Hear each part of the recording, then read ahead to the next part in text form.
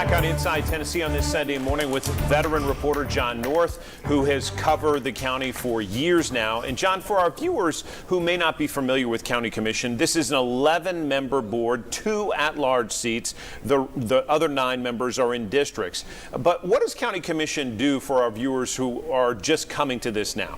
Well, they do things like say yes to the mayor's budget, which includes schools. That's obviously about 2/3 of the county budget. So we're talking about hundreds of millions of dollars.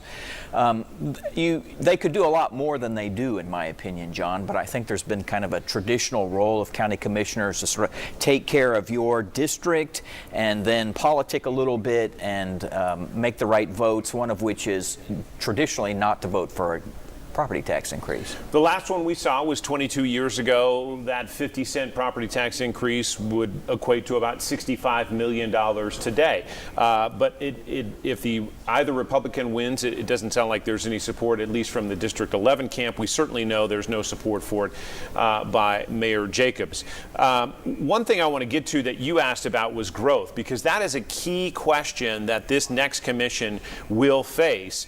We have, at last report, 300 active homes in Knox County, which is basically zero. And we have an average situation where most Knox Countyans, if they're making $45,000 a year, can't afford to buy a home. That is a conundrum for elected leaders to solve. As I say, I think that is one where county commissioners, enterprising county commissioners, could find a leadership role for themselves. It's something, if you look at the city, if you live in the city, you know that city political leaders have been more aware and have been pushing that. But county commissioners can do this as well, and I think they would find staff willing to work with them. We have to deal with the fact that there is a significant lack of housing that's affordable, both in the apartment, multifamily sector, and also in homes. People want to own a home. It's supposedly the American dream. It's becoming more and more difficult or unreachable for people here in Knox County. Mayor Jacobs has expressed some enthusiasm for more density in parts of the county. That can be a hard sell to people who want to preserve their acre of land. Do you see that as a coming friction for this commission? Friction and maybe, hopefully, education or enlightenment, sort of growth upstairs in terms of the idea that it's something that's possible. I think you hear, too, in parts of the county, the louder NIMBY voice. It's like, no, we're not going to have that here. That's been another kind of tradition out in the beyond the city limits that I think we just have to get beyond that mentality.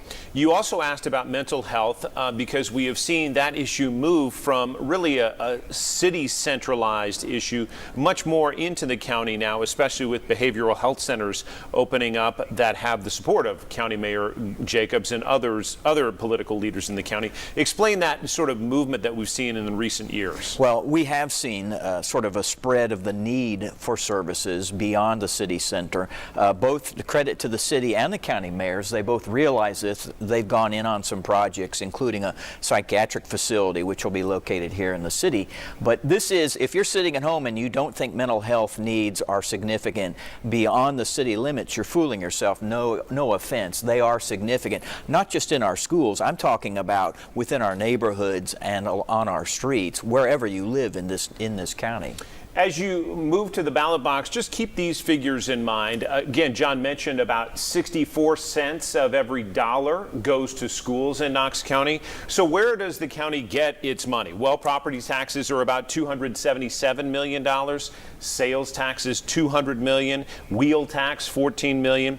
Business, $11 million, and then BEP, that state funding formula for the state, which is devoted to education, is about $245 million. But that gives you a sense of the pipelines that are feeding the county money. A lot of politicians will say we're going to grow business, and that's going to boost that budget. That $11 million doesn't look very big against those other numbers, John. That's kind of the go-to line. We're just going to grow business and create more jobs, but that isn't all that's needed. That won't just support it on its own. There are big challenges ahead for the 11 members of that board. Again, we focused on seat 11, that at-large seat this morning. You can read a lot more online right now through our Inside Tennessee page about the candidates as well as who's running. Again, we're trying to touch on some of the significant races that we'll see in the primary. So many candidates on the ballot, we won't be able to talk to all of them, but John and I are trying to touch on a few that really are representative of what we're going to see in this May primary. One other note, John, there are some dates to keep in mind. If you wanted to register, that date is gone. Passed. Also, we're going to see this primary on May 3rd, and then from there, the general elections a few months after that. And get ready, because early voting is about to start. I think it's April 13th. John North with Perspective this morning on Inside Tennessee. We appreciate you watching, and we'll see you next week.